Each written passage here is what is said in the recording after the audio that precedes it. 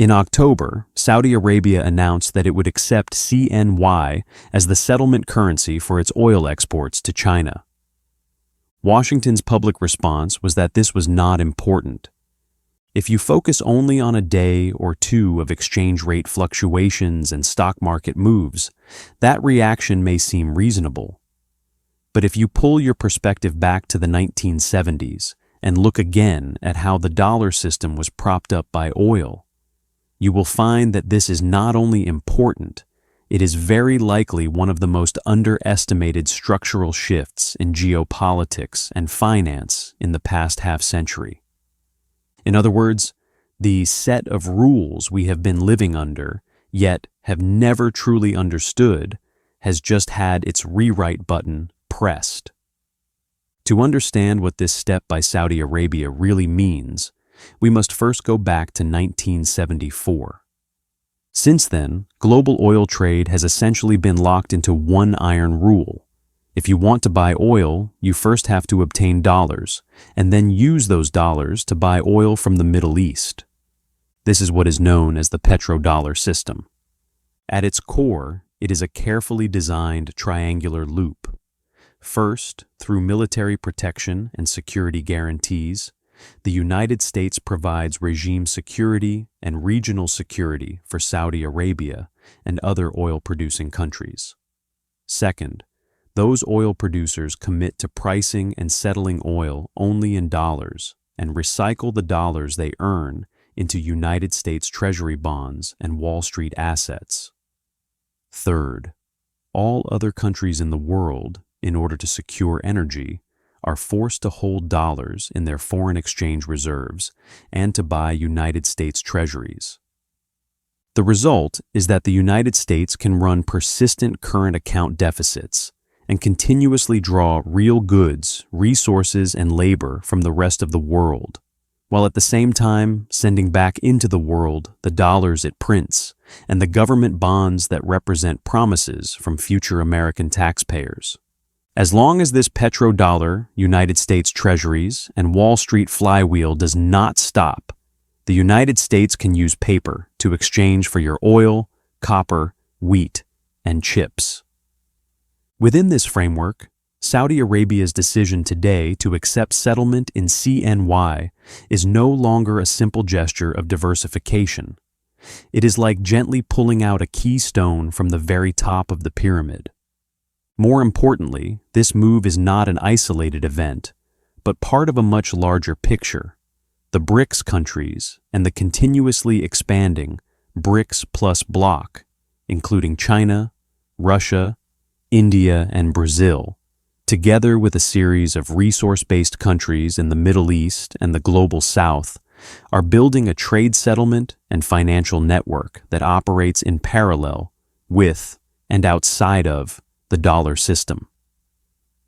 This new network includes payment channels that bypass SWIFT, local currency swap agreements, clearing arrangements backed by gold and commodities, and commodity trading platforms and digital currency settlement systems denominated in local currencies. What they are doing can be summed up in one sentence. They aim to gradually build a world that is not centered on the dollar. From this angle, the so-called real story looks completely different. What truly deserves vigilance is not some extreme scenario in which the dollar collapses overnight, but a much colder reality.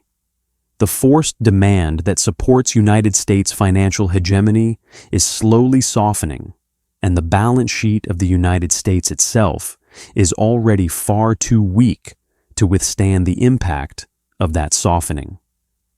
You can think of the dollar as the stock issued by a company called United States Incorporated. Over the past half-century, it has had several unique moats: the world's largest economy, the strongest military power, the deepest and safest financial markets, and most crucially, energy and commodity markets that have been firmly locked inside a cage of dollar pricing. As long as oil prices are denominated in dollars, the entire world must use dollars. This is the hard, compulsory demand behind the dollar. The problem is that the financial condition of this company has undergone a fundamental change in recent years. United States federal government debt has continued to surge, fiscal deficits have become the norm, and interest payments alone have already approached or even surpassed the defense budget, becoming a huge expenditure second only to Social Security.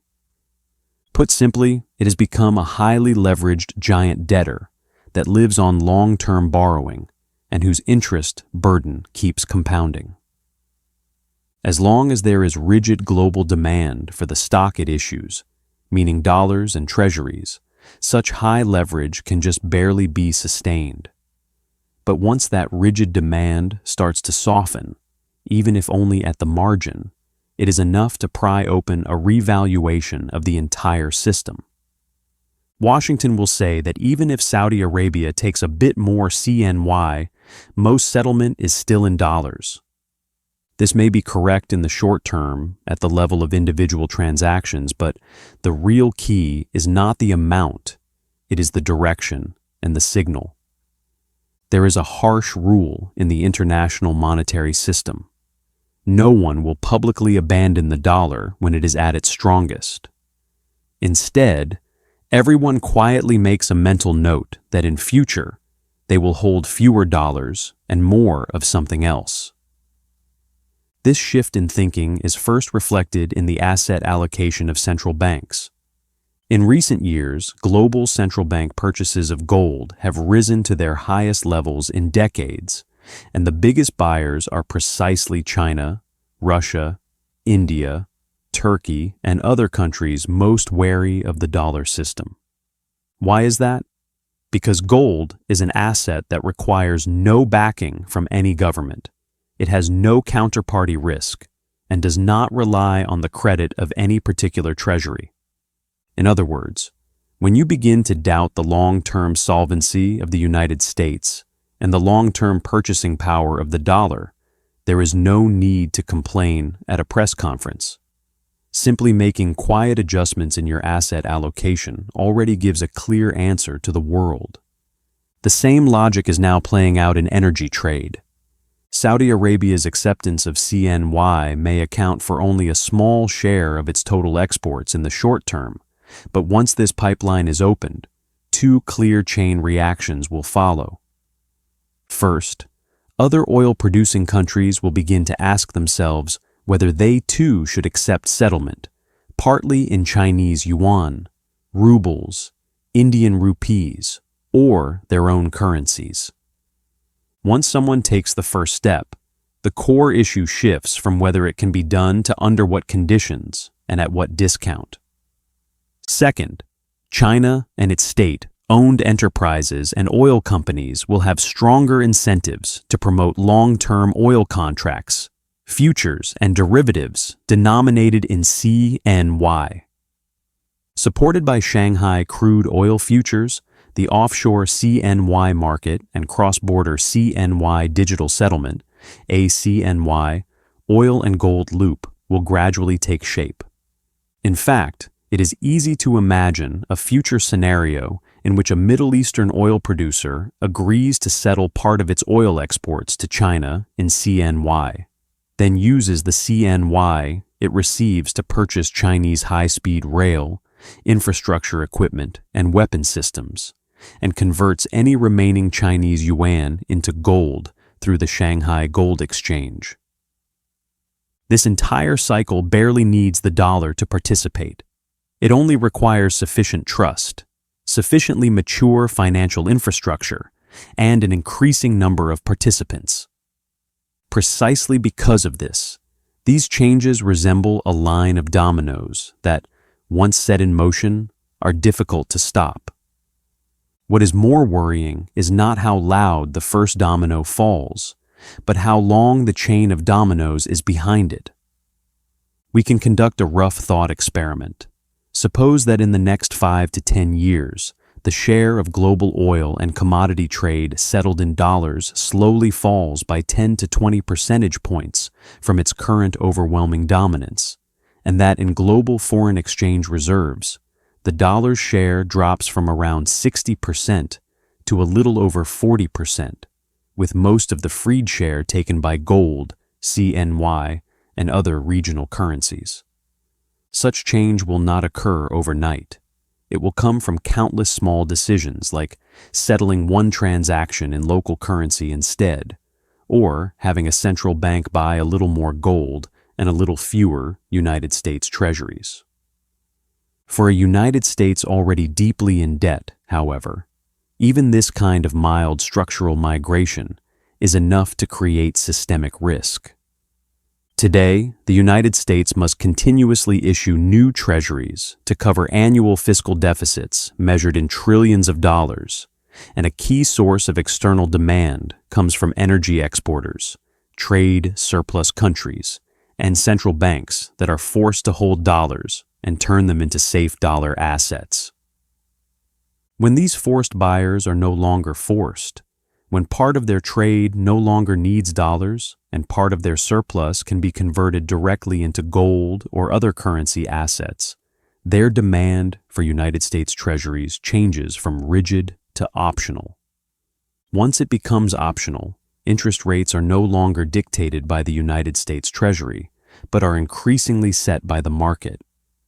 If we overlay this with the domestic fiscal reality of the United States, the picture becomes even clearer. Total debt continues to rise, interest rates cannot be pushed down, and economic growth finds it hard to outperform the rate of debt accumulation over the long term.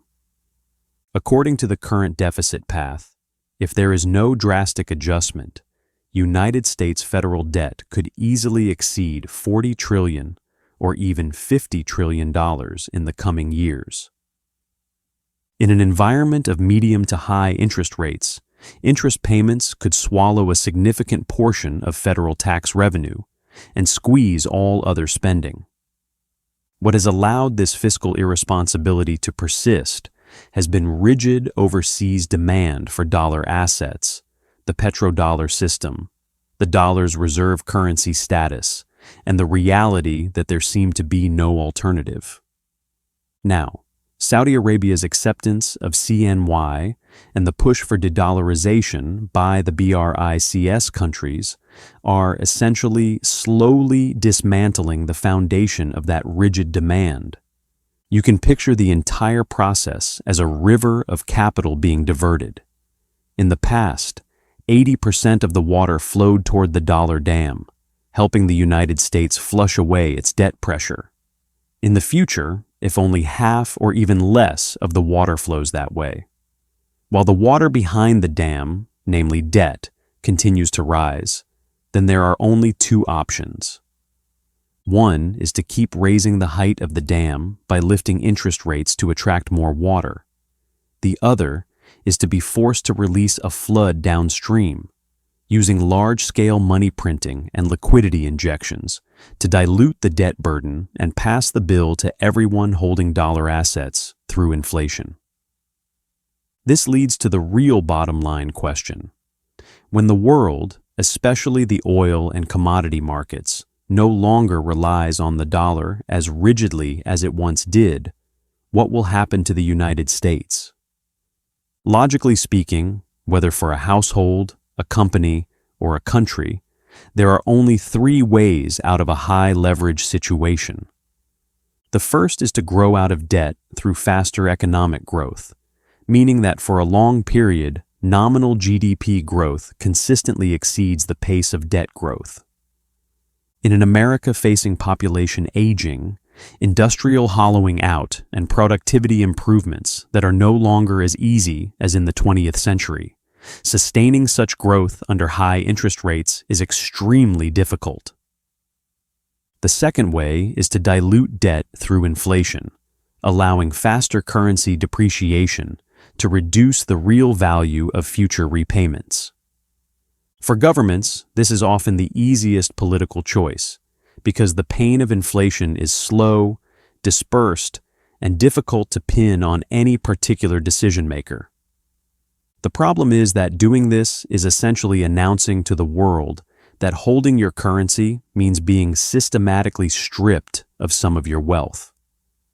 As a result, the motivation to de-dollarize grows further, and the issuer's credit is weakened again, forming a classic negative feedback loop. The third path consists of various forms of soft or hard default, such as using capital controls to limit flows, forcing extensions of debt maturities, imposing large-scale financial repression, or, in extreme cases, directly defaulting on part of the obligations. This path carries huge political and financial costs, and the United States is currently still far from such an extreme scenario. But in an environment of high debt, high interest rates, and continuous erosion of international trust, one cannot simply assume that this option will never appear in policy discussions. Among these three paths, the one the United States is most likely to follow is a variant of the second. On the one hand, it verbally upholds the narrative of a strong dollar.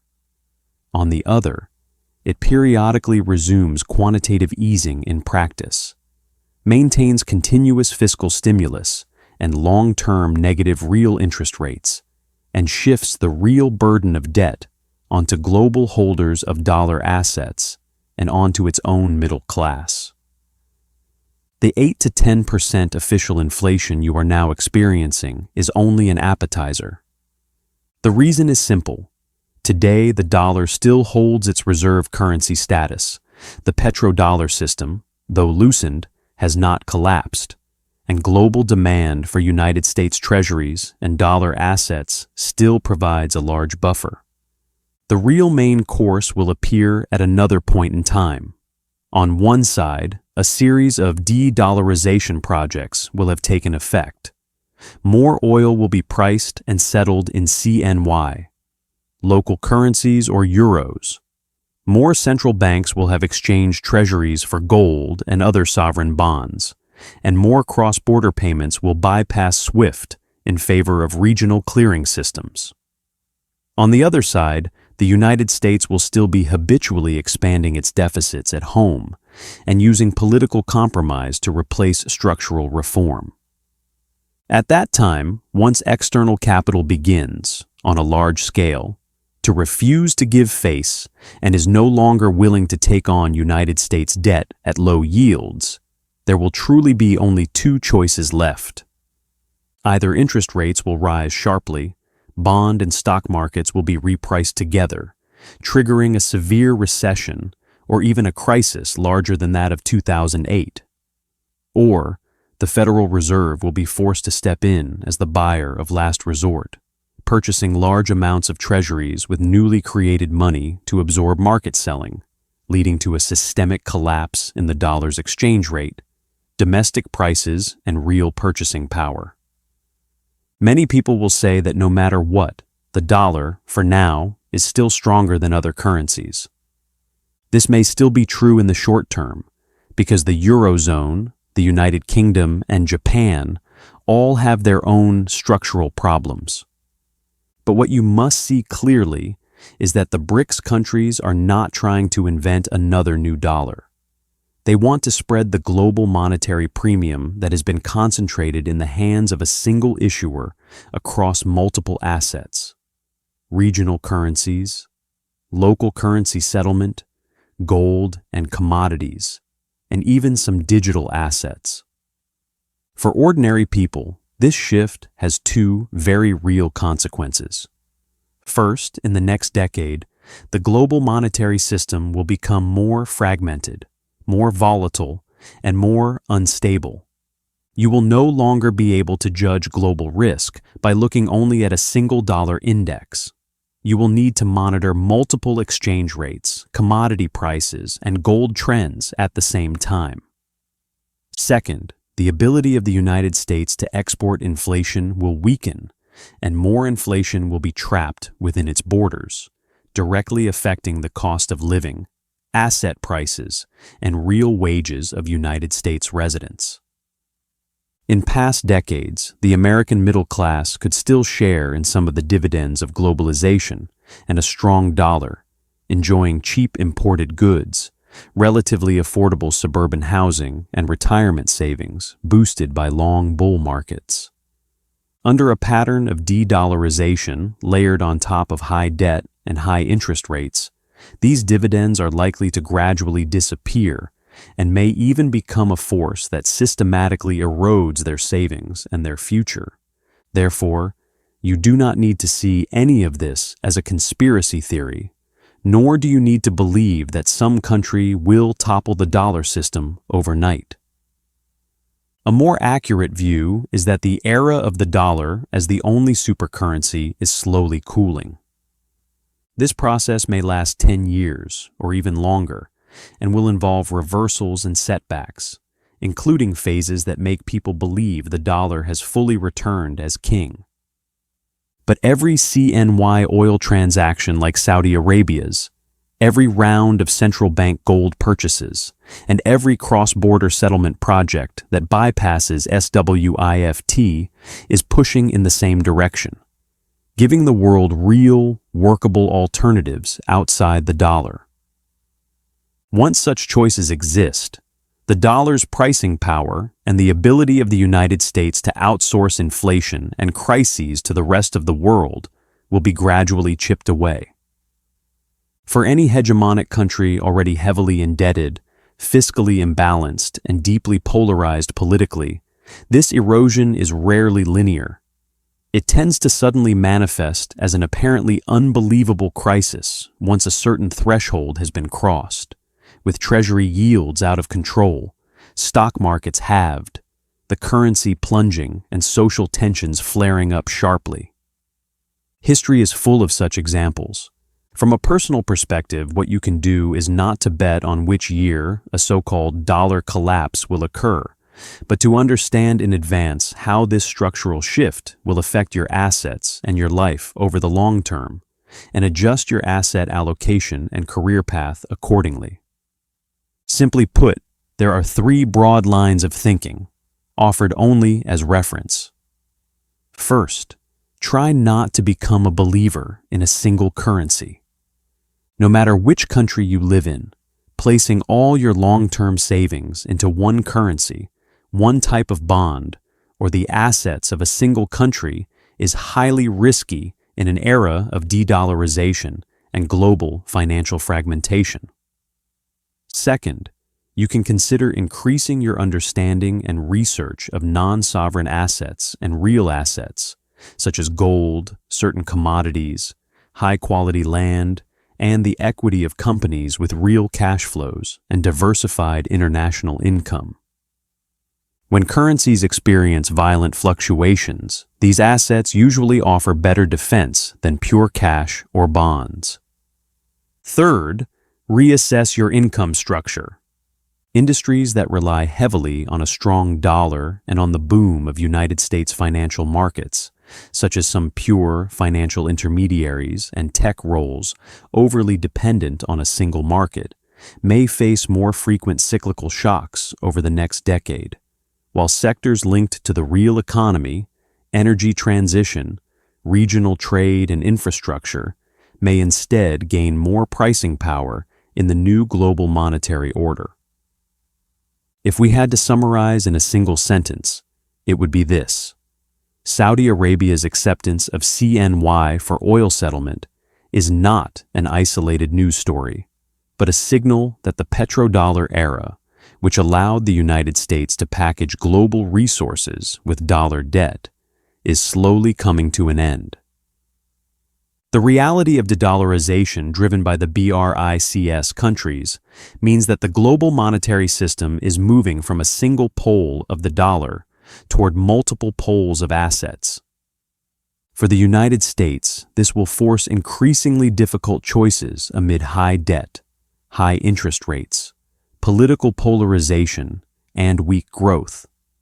For every ordinary person living in this era, it will determine how much real purchasing power remains in every banknote, every savings account, and every pension in the years to come. Today's inflation is only the appetizer.